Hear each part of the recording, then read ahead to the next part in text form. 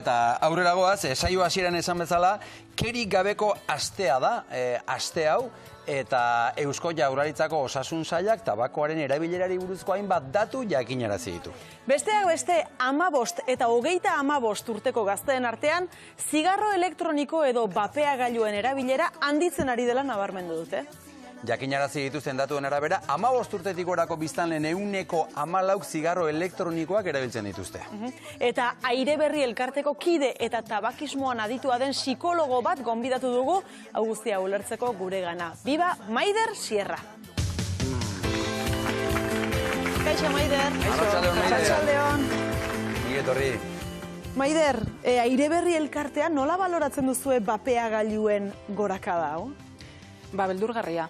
Egia esan. Zeren ez da berria, peatzaiekin ja 10 bat urte badaramatzagu, merkatuan badaude ez, 10 bat urte, baina momentu honetan azken 2 urtetan edo gorakada izugarria egin du eta ez da txantxa, ez? Egia esan kezkatuta gaude. Eta bapeagailua ze bihurtu da? Zigarro tradizionala usteko pauso moduan edo horrela saldu digute, horrela ulertu dugu edo nola dago? Badago hor, ideia hori egontzen bere momentuan, ez? Bapeatzaileak, nik laguntzen diola jendeari erretzari uzten, momentu konkretu batzutan pertsona batzu laguntzen die erretzari uzten. Baina momentu honetan, bereziki, hau, gezurretazkoa da, ekarri dut gezurretazko bat, baina esaten dizuen bezala, hau ez da broma, ez? Bapeatzaileen egoera ez da broma, zerbait serioa da. Eta erabiltzen da gehiago, txupatxusak bezala. Eta horrela saltzen dituzte gainera. Tamalez, saltzen dituzte bapeatzaileak txupatxusen ondoan. Zeren zaporeak, txupatxusen zaporea dira, usainak, kolorez benetako erabiltzen dira, argiak, orduan aurrei oso zuzendua dauden gailuak dira. Oso erakargarri jartzen dituzte, hori horrela da? Oso erakargarri jartzen dituzte, hori da, eta genor falta dena da, guk aipatzen dugun kaxatxo bat, ez? Benetako, modu batean mitoak eta usten dituen informazioarekin, ez? Lehen esan didazu, Maider, gainera, hainbat lekutan, berdin dio non egia esateko, baita umei opari gisa ere, horrela da, ari direla ematen, ez da komunioko opari gisa. Horrela, hori da. Goxokiek eman beharrean, baperrak oparitzen dituzte. Egia da Euskadin hori ez dela gertatzen ari, eta hortaz pozten gara, baina, herrialdeko beste hainbat lekuetan gertatzen ari da, eta benetan, kezkatzen gaitu, zeren gero sare sozialak dira, ez, errealitate honen leio, ez, eta hemengo pertsonek ere, hemengo gaztetxoek ere ikusten dute. Zen, aipatzen zeruten datu 14 urtetik gorakoak, baina guri kezkatzen gaituztena dira 14 urtetik berakoak. Eta 14 urtetik berakoak ere, gu ikastetxetara joeten garala asko, aipatzen digute 9, 10 urterekin kontsumoa desientea izaten ari dela. Eta horrek benetan... Hasi zarete erretzeari usteko kontu bat bezala, gero gazteek asko erabiltzen dutela, baina aurrak hitz egiten ari gara, eta 10 urtetik berako aurrak ari zara komentatzen. Horrela da, eta hori Euskadiko realitatea da. Euskadiko realitatea? Hori da Euskadiko realitatea. Nik uste zerbait egiteko momentua badela. Azkenean bukatuko dugu helduak txupatxusa jaten, da aurrak zigarro elektronikoarekin. Espero ez, baina bidea horta doa eta kezkagarria. Eta zure ustez gorakada hori pista batzuk eman dituzu, baina zein da arrazoi nagusia? Zertan oinarritzen da? Ez dagoelako arrisku sentsaziorik. Agian tabakoarekin bai asko landu dugu, eta zuek aipatu dezu edala kerik gabeko astea, baina kerik eta aerosolik gabeko astea. Zeren baperrak eta tabako erretzeko beste gailuak ere orain, tabakoa berotzeko gailuak ere badaude, eta ez dutekea sortzen baizik eta aerosolak. Eta, gu ja hasi gera, aste honi buruz, hitz egiten dugunean, tabako eta kerik eta aerosolik gabeko astea bezala. Zeren hori ez daukagu sentsazio, ez daukagu arrisku sentsazio, leheno galdetzen zenidan, zer da okerragoa edo zein da kalte, zenek egiten du kalte gehiago tabakoak edo baperrak. Esan biak dira kaltegarriak, kalte ezberdinak egiten ditu, baino biak dira osasunarentzat. Eta gainera esango nuke, ez dakit nien aiz aditua, baina hau esan dugun bezala berri xamarra da, ez da? Eta tabakoa ere berri xamarra zenean edo garai batean, ez zegoen horren arriskuen inolako berririk, eta honekin agian oraindik ere ez daukagu berri askorik. Ez daukagu berri askorik, baina dagoeneko, hainbeste erretzen da, ja gaixotasun bat, badagoela ebalizeneko gaixotasun bat, kontsumo honekin zuzenki harremana duena. Ikusi da, minbizarekin harreman zuzena duela, baina bereziki, birikei afektatzen dien gaixotasuna, ebalizeneko gaixotasuna badago. Orduan, egia da, oraindik ere denbora beharko dugula, baina espero dut tabakoarekin baino azkarrago ikastea, ez itxaron behar izatea hainbeste denbora, benetan konturatzeko gauza serioa dela. Iruditzen zaizu gazteek harreman handiagoa dutela gauza hoiekin, edo traste hoiekin, edo? Ezberdina da, harremana ezberdina dute. Gaztetxoek harremana izaten dute, zapore ezberdinetako gailuekin, oso erakargarriak direlako. Eta sare sozialetan ere, postureo moduan, eta askotan erabiltzen dituzte argazkiak ateratzeko eta hori, esaten dizuetan bezala ez dagoelako arrisku pertzepzio hori. Eta agian erretzaile batzuk ere erabiltzen dute, bapeatzen dute, baina agian baperrak ezberdina dira, handiagoak dira, tabako zaporea dute, ez igual, ez dakit, fresa edo Red Bull zaporea, ez?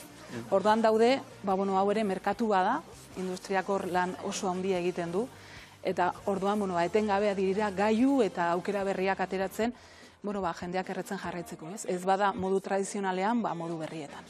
Kaleraterako gara, Maider, bertan dugulako Maider Regues, eta hain zuzen ere gai honi buruz hitz egin du kaleko jendearekin. Maider Regues, arratsaldeon, zer dio jendeak? Kaixo, arratsaldeon, zer moduz, hementxe gaude, Donostiako Ibaetako kampuseko Carlos Santamaria liburutegiaren ondoan, eta mikrofonoarekin hurbildu gara kalera, batez ere gazte jendea dagoen toki honetara, eta esan behar dugu oso oin puntetan pasatu dela kerik gabeko astea, guk topatu ditugun gazten artean, haiei galdetuta, egia esan, oso gutxik zuten aste honen berri, egia esan, erretzaileak eta erretzaileak ez direnak topatu ditugu, baina hori datuek esaten dutenaren kontra, baperra edo bapeagailua erabiltzen duen gazterik ez dugula topatu aitortu behar dugu. Kontua kontu, astearte eguzkitsu eta kerik gabeko astearte honetan, hauxe da gazte kontatu digutena tabakoaren inguruan. Kerik gabeko astea daukagu hau, baltzen ekiten kerik gabeko astea zela? Ez, nik ez. Nik ez nekin ez da. Ez genekin. Ez? Ez? Egia esan ez. Erretzaileak altzeate? Ni ez. Ni ateratzen ditzenean gauetan batzutan bai. Probatu indek, baina ez gustatu. Ez. Bai. Zer erretzen duzu? Egia esan danetarik, liatzekoak diezanak eta industrialak diezanak be bai. Tabakoa egin bar diren zigarroak. Tabakoa erretzen dugu ateratzen ganean bai. Nabaritzen duzue zuen artean, jende gaztearen artean geroz eta gehiago erretzen denik? Ni esango nuke geroz eta gutxiago erretzen dela. Nik azken alian esango nuke ez dula gutxillo erretzen.